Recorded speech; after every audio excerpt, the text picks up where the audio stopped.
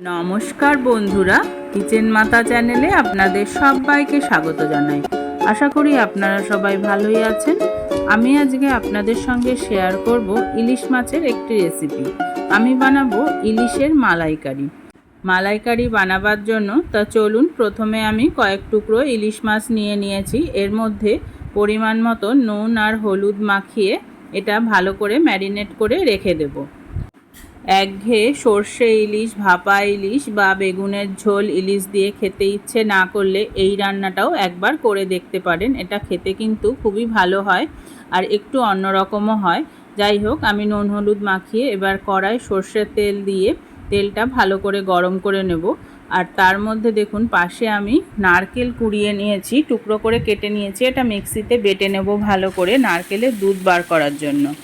এবার ইলিশ মাছের টুকরোগুলো সর্ষের তেলের মধ্যে দিয়ে ভালো করে এপিটোপিট করে ভেজে নেব। খুব বেশি কিন্তু লাল করে ভাজার দরকার নেই, কেন ইলিশ মাছ খুব বেশি ভাজলে ভালো লাগে না খেতে। একটু লাল লাল করে এপিটোপিট করে ভেজে নিলেই হয়ে গেল।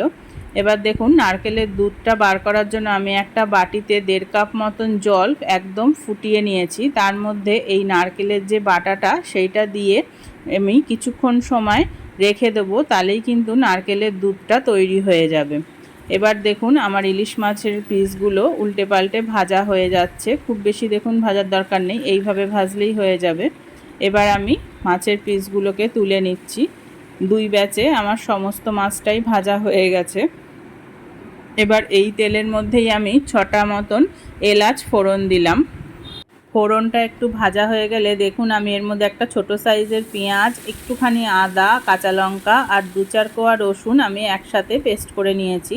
এই পেস্টটা আমি তেলের মধ্যে দিয়ে দিলাম। তেল কিন্তু আমি কমিয়ে নিইনি, কেননা ইলিশ মাছের তেল সেটা কিন্তু খাওয়াটা খুবই ভালো শরীরের পক্ষে। এবার আমি এর মধ্যে পরিমাণ মতো নুন হলুদ দিয়ে দিলাম। এবার কিছু শুকনো মশলা দিচ্ছি, যেমন 1/2 চামচ জিরে গুঁড়ো দিলাম, 1/2 চামচ ধনে গুঁড়ো, আর তার সাথে 1 চামচ মতন কাশ্মীরি লঙ্কার গুঁড়ো দিলাম। আর কিন্তু বিশেষ কিছুই দেওয়ার দরকার নেই, আর অল্প কিছু আছে। যাই হোক, এই মশলাগুলো আপাতত কষে নিয়ে তেল ছাড়া অবধি ভালো করে কষতে হবে। দেখুন, তেল ছেড়ে এসেছে, মশলা আমার কষা হয়ে গেছে। এবার যে নারকেলের দুধটা রেডি করেছিলাম সেটা এইভাবে হাত দিয়ে একটু ভালো করে চটকে নিয়ে তারপরে এরকম ছাঁকনিতে ছেঁকে দুধটা দিয়ে দেবেন, তাহলেই কিন্তু নারকেলের দুধ তৈরি হয়ে যায়। ফোটানোর আর দরকার পড়ে না এটা। দেখুন, আমার ভালো করে কিন্তু নারকেলের দুধটা বেরিয়ে গেছে। এবার আমি এর মধ্যে অল্প একটুখানি জলও মেশাবো। গ্রেভিটা আপনারা আপনাদের পরিমাণ মতন রাখবেন। আমি ওই বাটিটা ধুয়েই একটুখানি জল দিয়ে দিলাম, আর বেশি ঝোলের প্রয়োজন হয় না, এটা খুব বেশি পাতলা তো হয় না। যাই হোক, এবার এর মধ্যে আমি সবশেষে একটুখানি চিনি দিয়ে দিলাম, যেহেতু নারকেলের দুধ ব্যবহার করেছি। এবার ঢাকা দিয়ে গ্রেভিটা ফুটে উঠতে দেব। দেখুন, গ্রেভিটা ফুটে উঠেছে। এবার ফুটে উঠলে আস্তে আস্তে করে সমস্ত মাছগুলো গ্রেভির মধ্যে দিতে হবে। মাছগুলো খুব আস্তে আস্তে দেবেন, না হলে কিন্তু ভেঙে যেতে পারে।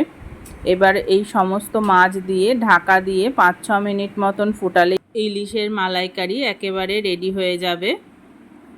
দেখুন, আমার মালাইকারি একেবারে রেডি। আমি গ্যাস অফ করে এর মধ্যে একটুখানি গরম মশলার গুঁড়ো আর 2টো চেরা কাঁচা লঙ্কা দিয়ে কিছুক্ষণ স্ট্যান্ডিং টাইমে রেখে তারপরে গরম ভাতের সাথে পরিবেশন করুন ইলিশের মালাইকারি। আপনারাও এইভাবে তৈরি করবেন, খেয়ে দেখবেন কেমন লাগে। ভালো লাগলে একটা লাইক অবশ্যই দেবেন, আর আমার চ্যানেলটি সাবস্ক্রাইব করতে ভুলবেন না।